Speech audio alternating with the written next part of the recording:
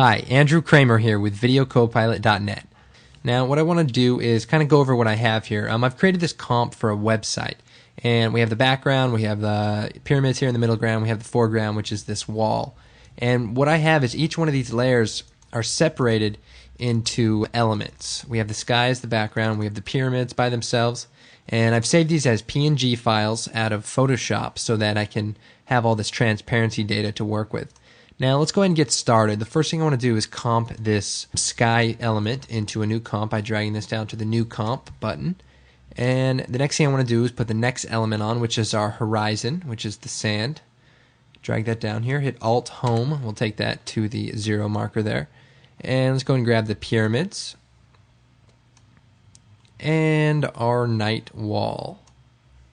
Okay, the cool thing about this is each of these layers represents a different plane on the composition basically. So we can separate these into 3D space and hopefully create some cool little views and some cool angle changes. First thing I want to do is make sure that my comp matches up with our reference, which is this completed comp here. And the first thing I want to do is go ahead and lower the opacity of this, zoom in a little bit, and select our night wall layer and go ahead and just push that up so that it matches with our background. And that way, when we fade in our buttons, everything will be pretty much the same spot where everything is. We can go ahead and delete that reference file for now. And before we turn all these layers into 3D layers, because right now we're just 2D compositing, is I want to create a new camera. So from the layer menu, new camera, and make sure we select the 35mm preset for this instance. Go ahead and hit OK. It's telling us we don't have any 3D layers, but that's okay. Hit OK. And let's go ahead and turn on each of our layers into 3D space. And we have a little switch here, a little 3D box. And we can click them all on. Do them one by one, or if you click on the first one and hold down the mouse and drag down, turn them all on, likewise with all the other switches. And so what do we have? We have all the layers in 3D space, but right now they're all taking up the same spot. So what we need to do is we need to separate these into 3D space. So what I want to do is I want to go ahead and use the preset camera views in After Effects. Right now we're looking at the active camera, and that's this camera that's part of our comp. But we can also change it from our active camera to these top views basically. So let's go and go to the top view.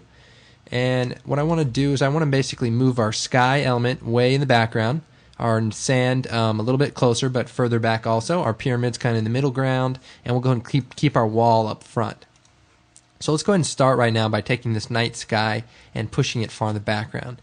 Alright, well if you're new to 3D, when you select a layer you're going to notice that there's this little gizmo on here that has some different options that you can move the layer into different dimensions basically. One way to move this layer into the far back distance is to roll over the blue part, which is the Z, and push this back. Now the only problem is when we zoom out here, it gets so small it's difficult to grab it. Frankly, I think that's still a little tedious. So what I'm going to do is with the layer selected, I'm going to hold down Shift and push the up arrow key. And basically that'll just push that thing far off into the distance, and I don't have to play around with any of that stuff. So let's go ahead and grab the sand layer, selecting it, and Shift and the up arrow key. One thing before we get started, let me go ahead and select these layers and change the color to yellow, and we can see it a little bit better. Alright, let's go ahead and move this sand a little bit further in the background. And because the sand meets with the horizon in our comp, we want it to be a little bit closer to the sky. And the reason we do that is that way when the camera moves, it doesn't parallax so much and you don't get a lot of changing of positioning. So let's go ahead and take our pyramids and maybe move it halfway the distance. And let's spread these out just a little bit better. Let's grab the sand in the sky and really push that into the distance, and maybe a little more. And we'll move our pyramids maybe halfway, say about there. Okay. Now I'm going to go from the top view back to our active camera. And let's go ahead and zoom back in here. By the way, I'm just rolling the mouse. You can also just select these options here. Okay, now we have a problem. Well, sorta. All of our layers in the far background are very small, and we need these to be back to original sizes. So let's go ahead and select the night layer, and we need to scale these up so that it's still far away in Z space, but that the size of it is relative to our original comp. So let's go ahead and drag the corner, hold down Shift, and line that up with the edge of our comp where it was before we started moving it. Same with the night sand. Let's go ahead and holding down shift, enlarge that. And the night pyramid, let's go and move that forward some. Okay, very good. Now you'll notice that all of our layers in 3D space, if we take this orbit camera tool, we'll notice that everything is spread across 3D space. Now, the first problem right now is that the position or the pivot point of the camera is somewhere right about here. As you can see, the camera is kind of rotating around this front wall, and we don't want that to happen. We actually want the camera to rotate around the furthest point for this particular case, which would be the sky. So let's go ahead and go back to the top view, zoom out here, select the camera, and you see this little red circle X here. That's basically the pivot point for the camera, and we need to move that so that it's all the way in the back. So if you start dragging it up and hold down shift, it'll stay exactly straight, and go ahead and let it go right with the last layer, which it would be our sky layer. Line that up right with the last layer there, and go ahead and zoom out. Let's go back to the active camera, and now if we orbit around, you'll notice that the camera stays locked down to the background, which is a little bit more pleasing, and I think really does a good job. So let's go ahead and play around with what we're going to do. You've probably seen DVD menus that have maybe a little animation, and they animate in, the titles come up, and then you click play, and then it does a little animation out, and then it goes into the movie. Well, even though this was for a website, let's go ahead and think about it in terms of a DVD menu. So let's go ahead and zoom in on our timeline here, and I want to go ahead and pull up the camera transform properties, and I'm going to move forward to say about 3 seconds. I'm going to go ahead and put a keyframe on the position and the point of interest by turning on the stopwatch here. And that way, if we lock the camera into this spot, we can always come back to it. And this is basically the spot where we end up in our comp. But if we go ahead and move our cursor back a little bit, say before the actual end of the animation, we can start making some movements.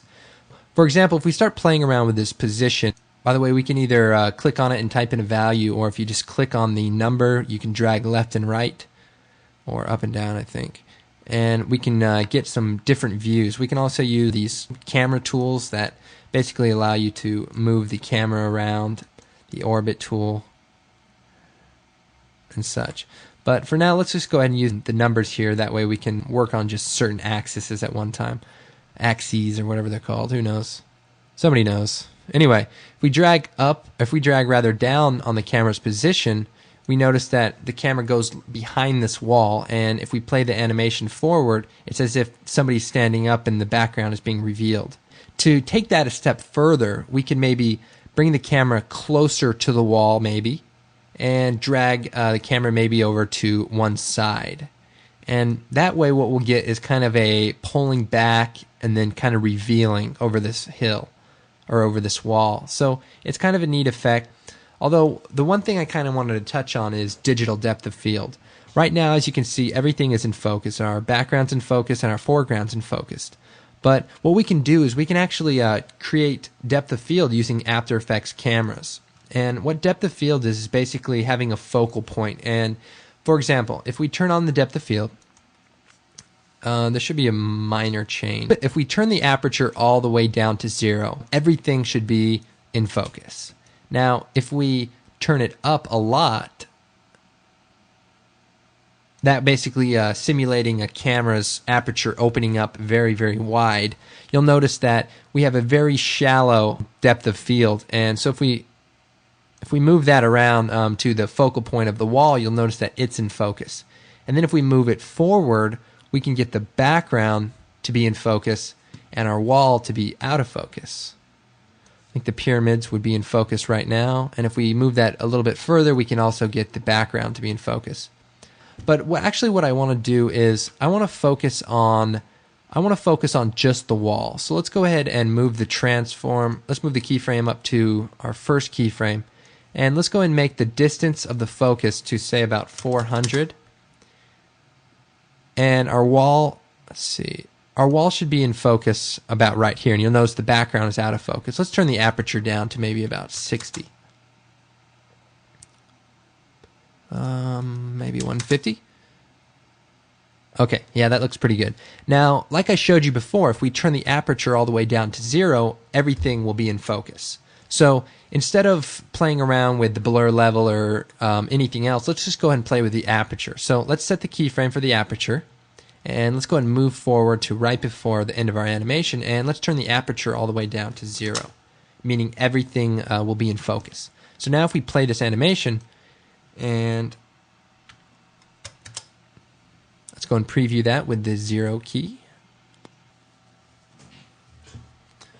Okay, that's just about done rendering. So let's go and hit the 0 key again to play it. And as you can see, the focus kind of pulls away from the one spot and actually puts everything into focus. So it's kind of a neat effect. And then what you would probably do is animate on these titles. So just at the end of this, let's go ahead and bring these titles up and fade them in. I'm going to turn on the stopwatch there for the opacity, turn it down to 0, forward 10 frames, 100. Okay, so it ends and the titles come up, right? Very nice, very nice. Now the other thing we want to do is once the animation is done and somebody clicks on, say, play or whatever it is, it animates out. And so let's go ahead and play around with that. Let's move forward a little bit here, and let's go ahead and fade these titles out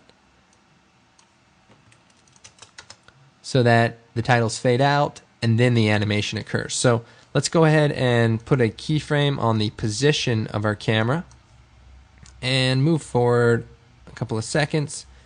And let's say we make the camera rush forward or something like that. Let's go ahead and push the camera forward, and let's go ahead and bring it down just a little bit so that people can't see how hard we worked on this.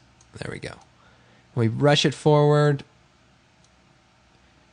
And sure, we could keep going on, maybe put in a ground, but that takes a long time.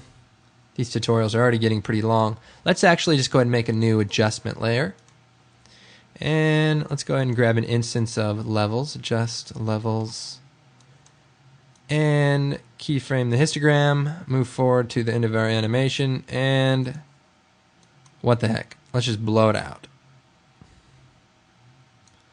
I know we're running out of ideas here, but sometimes a simple method works pretty well. We can also go to the red channel and maybe make it a little warmer, so we kind of get maybe a fiery effect perhaps. Let's go ahead and change the adaptive resolution. Okay. So it kind of fades out, very nice, and then let's fade that out. Let's go ahead and move the adjustment layer over just a little bit. Okay, this time the titles fade out, the animation goes forward, the camera blows out, and bam, the movie starts, right? Well, I hope you enjoyed this tutorial. I'm Andrew Kramer with VideoCopilot.net.